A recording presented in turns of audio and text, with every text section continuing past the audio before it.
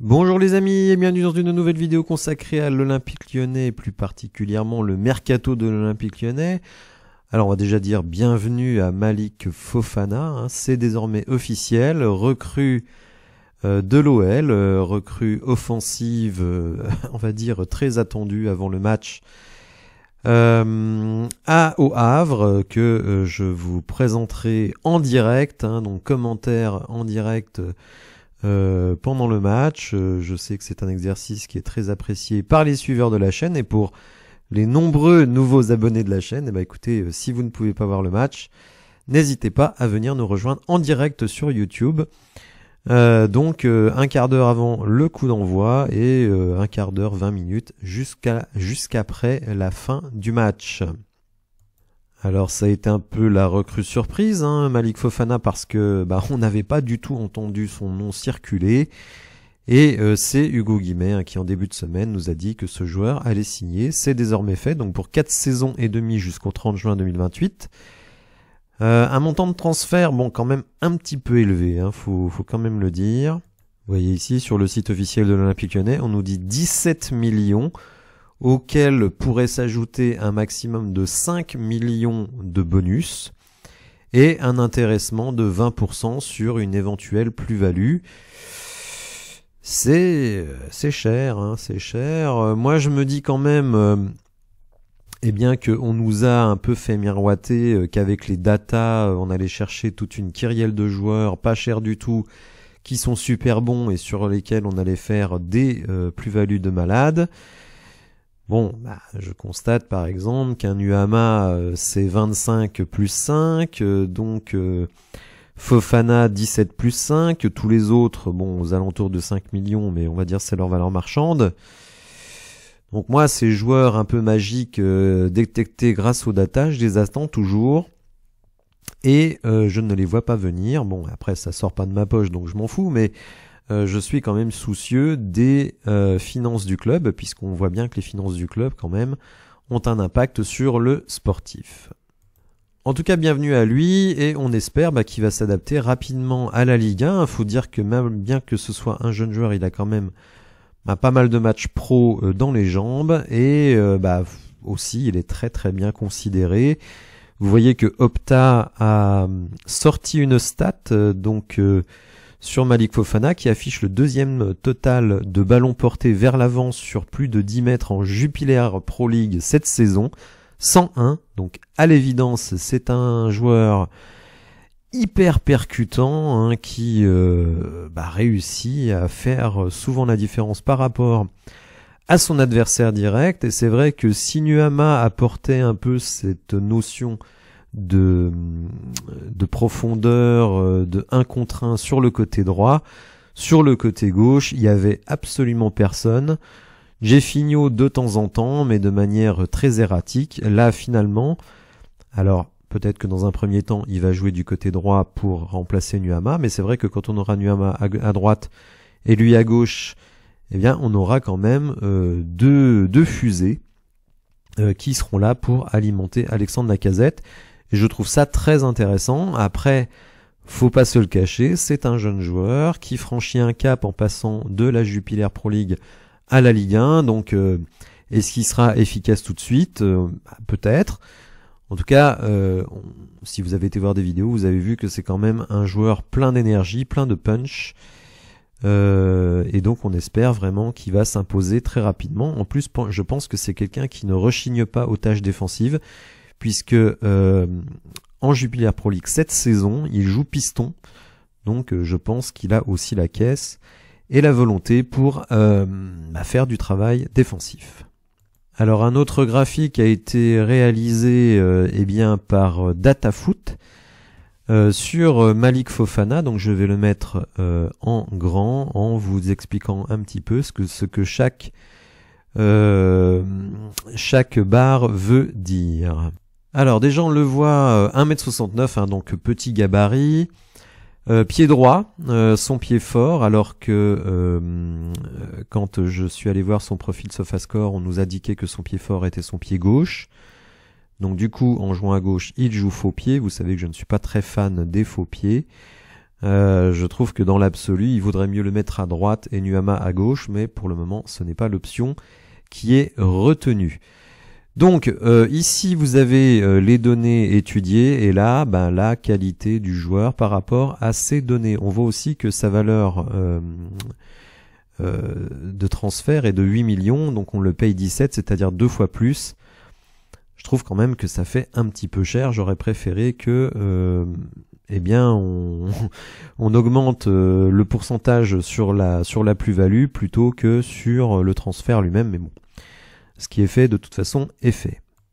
Donc le dernier tir, c'est la capacité à se mettre en position de tir et à finir les actions. Et vous voyez que là, on est quand même en dessous de moyen, entre moyen et faible.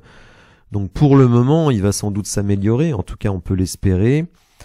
Ce n'est vraiment pas son point fort, la finition. Dernière passe, comme son nom l'indique, c'est la capacité à créer des passes décisives. Donc on sait qu'on a un super finisseur avec Lacazette, donc ce qui est bien, c'est d'avoir quelqu'un pour l'alimenter. Et là, on est entre fort et élite. Donc ça, évidemment, c'est un atout très très intéressant. Créativité des passes, c'est la capacité du joueur à créer des situations complexes par les passes. Et là que vous voyez, bon, c'est un peu dans la lignée de ses difficultés dans le dernier tir. Là, il est, on va dire, à moyen. C'est pas terrible, mais c'est un jeune joueur. On peut penser là aussi qu'il peut progresser. Alors là, évidemment, où il est très intéressant, vous voyez même qu'il est dans élite, c'est les percussions par la course et les éliminations par le dribble. Donc là, vraiment, on a un joueur qui provoque énormément et qui le fait de manière efficace. Donc ça, évidemment, c'est un atout très très très intéressant. Et je pense que c'est quelque chose qui nous manque dans l'équipe. En fait, je pense que le profil du joueur est exactement ce que l'on recherche. Les seuls bémols que je peux donner, c'est le prix, qui me paraît quand même très élevé, et évidemment sa jeunesse. J'aurais préféré un joueur un peu plus référencé, surtout si vous sortez 17 millions. Je pense qu'il y a peut-être moyen d'aller chercher un joueur plus référencé. Mais en même temps, et ça c'est un sujet que j'aborderai quand il n'y aura pas trop d'actualité, on a besoin dans notre effectif d'avoir des joueurs qui ont une grosse valeur potentielle à la revente, parce que avec les ventes de Malo Gusto, avec les ventes de Lukeba, avec les ventes de Barcola, finalement, on n'a quasiment plus aucun joueur qui ont une grosse valeur marchande. Donc on a besoin d'aller chercher des joueurs qui ont ce profil-là, et je pense que Malik Fofana en est un. Alors sur les balles perdues, on est entre moyen plus et fort, et sur l'activité défensive, on est pas loin de fort, donc là aussi un joueur qui n'a pas trop de déchets quand même, et qui fait les efforts défensifs, donc je pense effectivement que c'est un profil extrêmement intéressant. Alors, deuxième joueur évoqué dans cette vidéo, David Carmo. Bon, c'est pas non plus une nouveauté, de toute façon aujourd'hui il n'y a pas vraiment de nouveauté parmi les noms que je vais citer. Je vais essayer d'aller plus loin et un petit peu retranscrire ce que j'ai appris sur ces joueurs. Alors, beaucoup de gens dans les commentaires m'ont dit il paraît que ce joueur il est nul, il est mauvais, il sert à rien, c'est une fraude, etc., etc.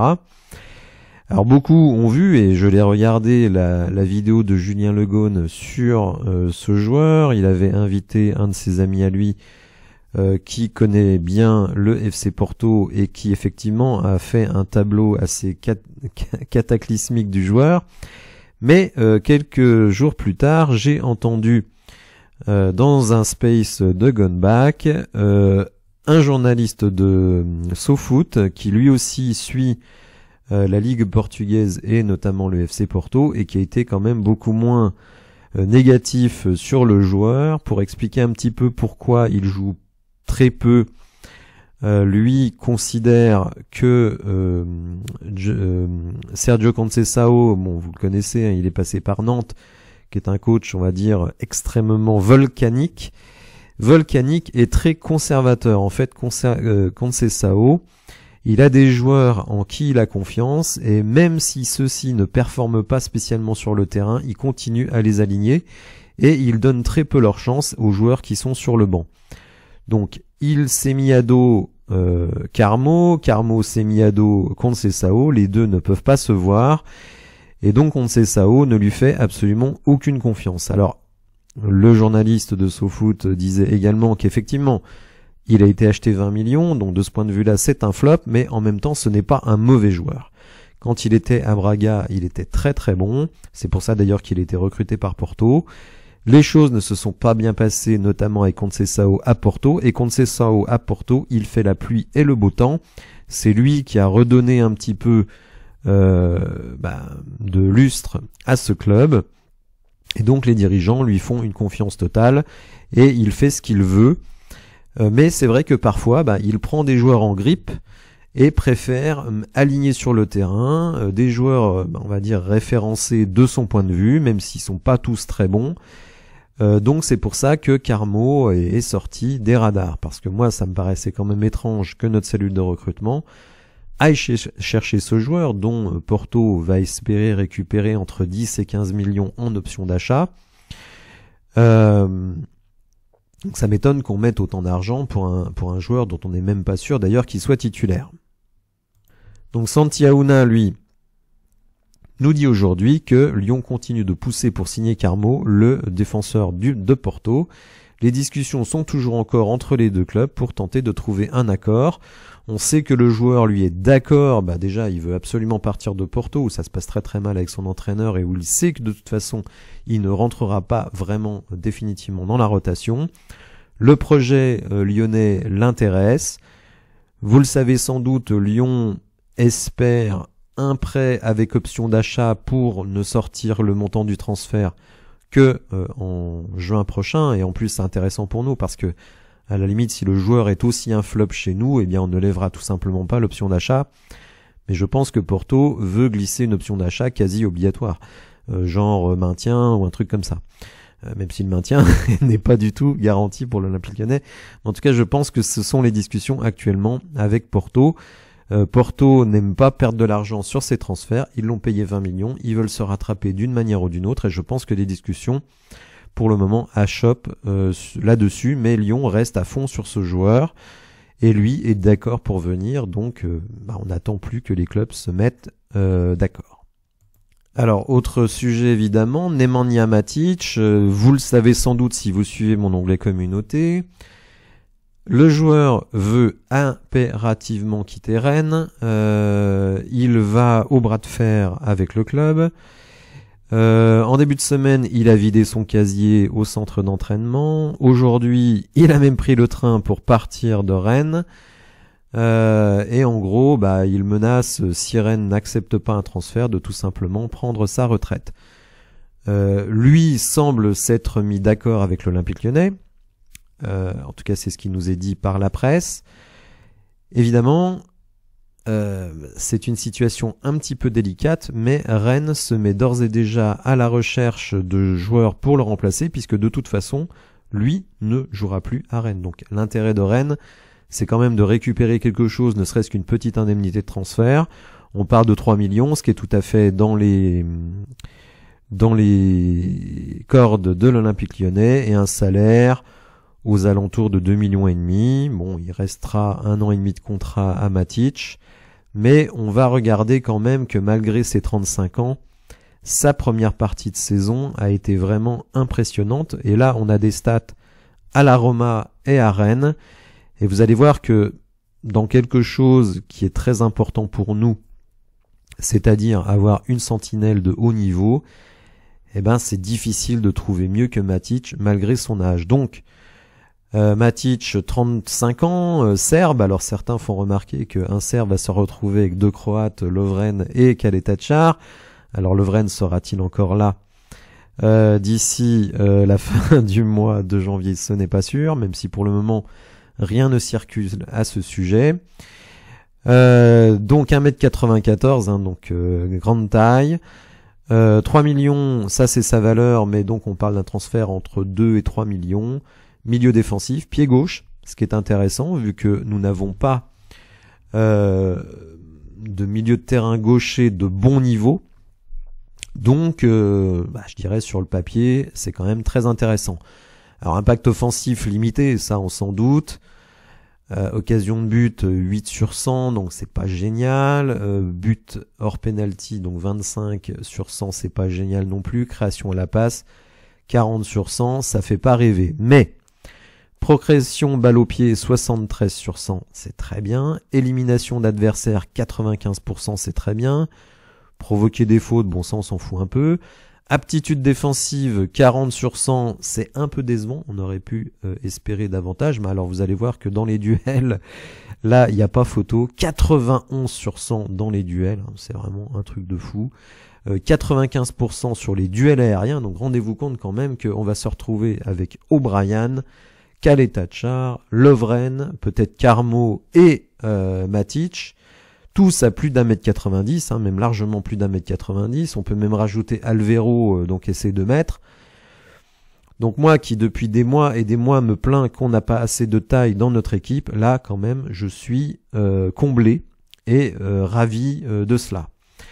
Là aussi où il est très intéressant, parce que ce n'est pas qu'un boucher, notre ami Matic, c'est dans la construction du jeu. Donc vous voyez 81 sur 100 pour la progression par la passe, 80 sur 100 sur les touches de balle et en perte de balle 65 sur 100. Donc pour quelqu'un justement qui essaye de progresser par la passe, c'est un ratio qui est tout à fait acceptable. Donc moi je vous le dis tout de suite et très sincèrement, je trouve que le profil du joueur il est excellent. Ça me gêne par contre effectivement sa sortie de Rennes. Alors vous allez dire nous on s'en fout. Mais quand même, moi ça me gêne, je n'aime pas quand les joueurs commencent à sécher les entraînements, vont au conflit, ils sont quand même payés pour faire quelque chose. Alors certains me diront, oui mais Florian Maurice lui a promis qu'il y avait une école internationale, etc. Parce que visiblement c'est ça qui gêne beaucoup Matic, qui met l'éducation de ses enfants en priorité, ce dont on peut évidemment le louer. Il paraît aussi qu'il n'a pas trop apprécié que le départ de Genesio, avec qui il s'entendait très bien. Visiblement, il s'entend beaucoup moins avec Julien Stéphan, qui je crois d'ailleurs l'a benché lors d'un match, donc ça n'a sans doute pas aidé. Bon, en tout cas, voilà, c'est un caractère, c'est un leader. Je pense que ce qui est aussi très intéressant et que finalement est assez peu noté, c'est que Nemanja Matic, c'est une carrière de fou et un leadership sans doute très très intéressant. Et c'est que vous savez, c'est quelque chose qui nous manque énormément à l'Olympique Lyonnais.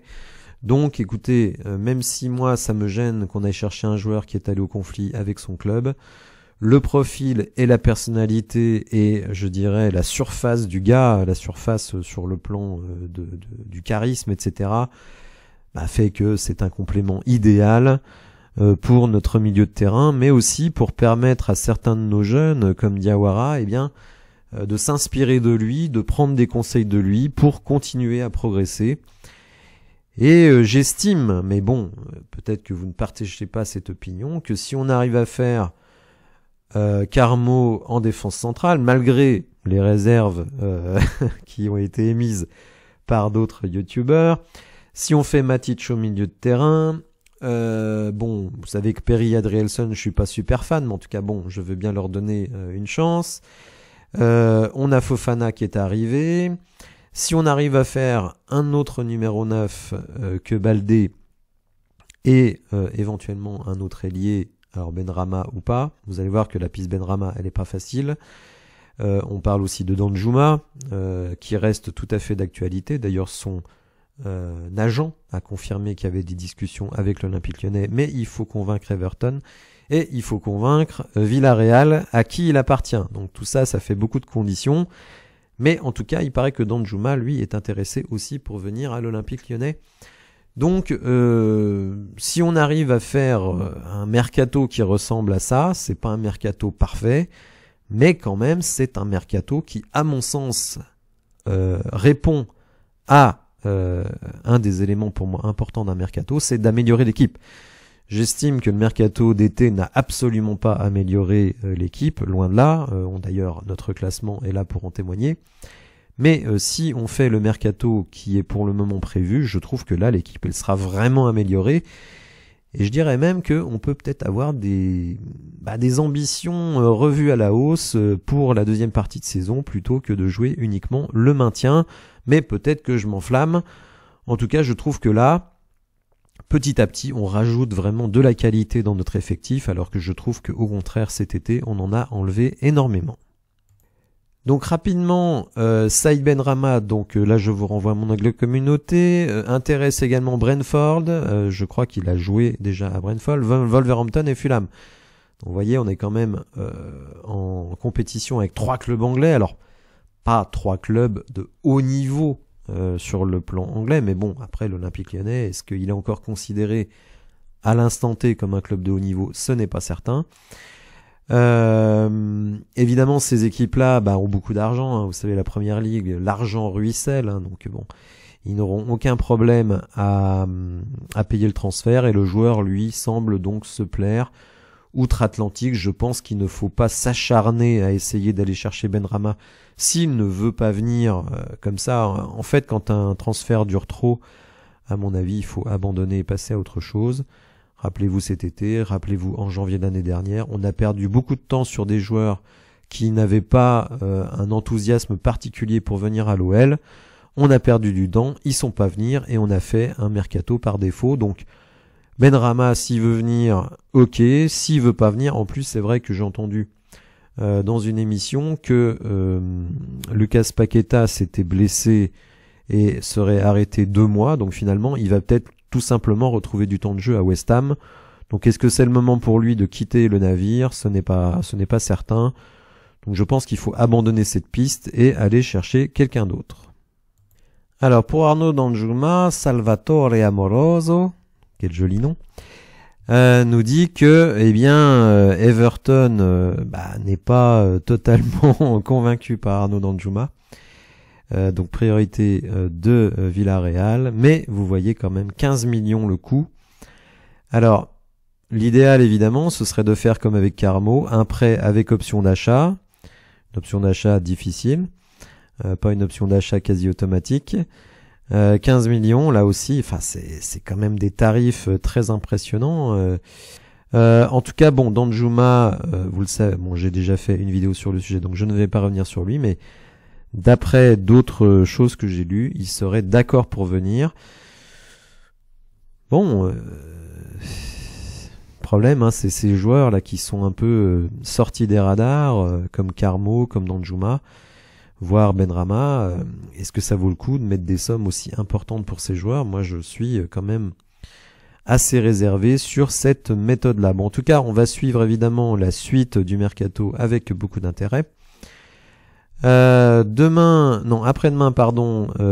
conférence de presse de Pierre Sage avant le déplacement au Havre. Donc j'essaierai, si des choses intéressantes sont dites pendant cette conférence de presse, de vous faire un débrief. Sinon, on se retrouvera dimanche évidemment pour le live du match au Havre. Et puis évidemment avant, si des infos importantes sur le mercato sont sorties par la presse. Voilà, j'espère que vous avez apprécié la vidéo. Si c'est le cas, n'hésitez pas à la liker, à vous abonner à la chaîne, et je vous dis à bientôt pour de nouvelles infos. Merci, au revoir.